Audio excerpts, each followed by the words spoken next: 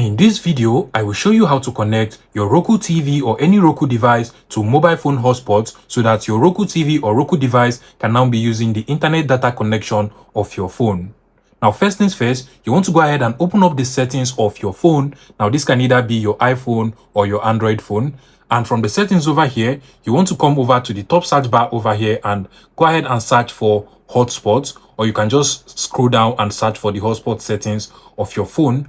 Now, from the search over here, you want to go ahead and click on portable hotspot, just like so.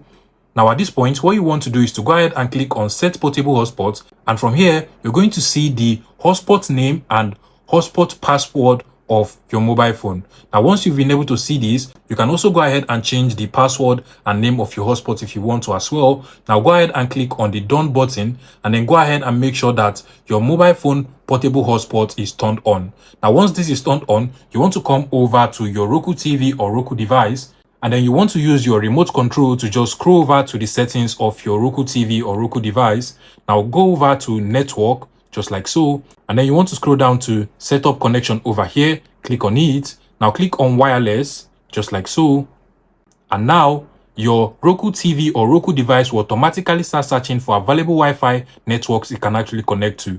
And from the list of networks over here, you can literally see my Redmi 12 mobile phone hotspot. So you want to go ahead and select it, just like so. Now go ahead and enter the password of your hotspot on your mobile phone on this password field over here. So use your remote control and then just navigate and then enter your password. Mine has already been entered. Now you just want to scroll down and then click on connect.